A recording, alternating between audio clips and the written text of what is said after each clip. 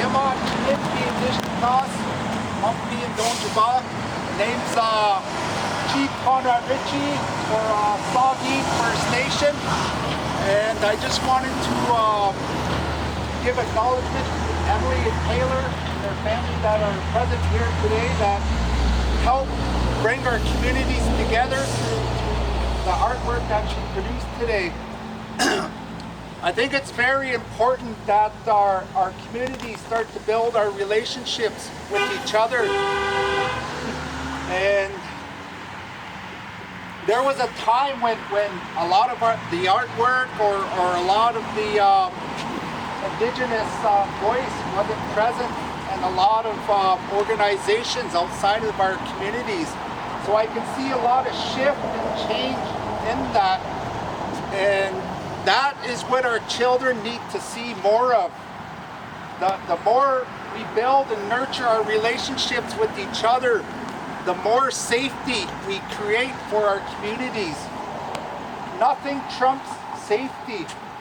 It's isolation and segregation that breeds sickness. And we can see that.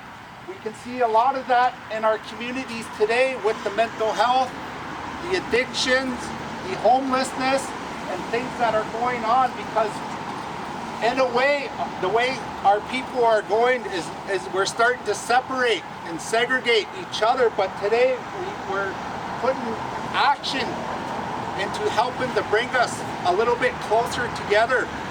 And the more closer we are together, the more the fire is stronger and warmer, and then our children will feel that. They'll feel that warmth of communities. They'll feel that warmth of togetherness. It's only when we don't nurture that fire that people start to feel the coldness of being alone. And then sometimes our young people will start to act out to feel that warmth of fire, because it's only when they act out that they start to feel that warmth, because they start to get the attention that they need. So it's very important to remember that. And I just wanted to acknowledge the staff and the leadership of Luke and how we're bringing our communities together through these initiatives and laying that blueprint for our young people to follow, laying a foundation for our young people to follow. We may not get it right the first couple of times, but we're doing that work right now, and the more we do that, the more it will get better for our communities.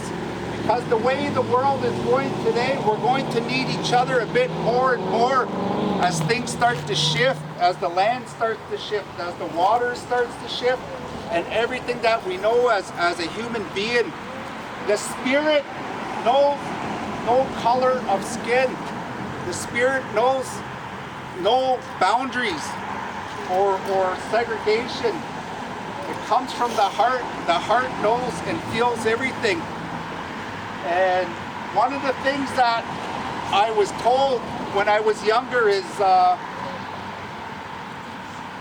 eyes will always be the last place where spirit comes, the way we see things, but it will always come through our other senses first.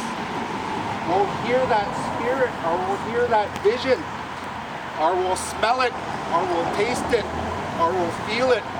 But the eyes will always be the last place where we see it. But today, we live in a world where we have to see things in order to believe it.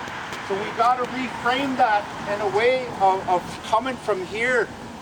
And those animals that you see on here, the fish and everything you see on there, remind us of those senses. Because if you ever go out fishing, or you ever go hunting, or do any of those things, those deers will smell you before they even see you, or they'll hear you, or they'll feel you. And so they remind us of that intuition, that connection of spirit. It's only the world we live in today where it takes us away from that. We have to remind ourselves of that connection to self. And once we have that connection to self, then it starts to create safety for our communities. And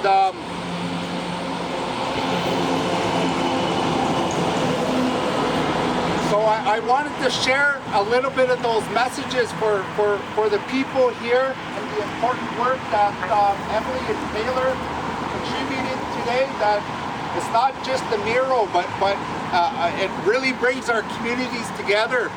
And we're doing that diligence, that due diligence to create safety and build those connections, to get to know one another, and taking it back to the way our ancestors used to do, and be able to rely on each other, not rely on a system, but rely on each other to look after each other, and to remind the people that you have the power, and to always remember that. So with that, I say miigwech to all the staff and everybody, the artists that helped contributed today, and I say thank you for listening. Miigwech.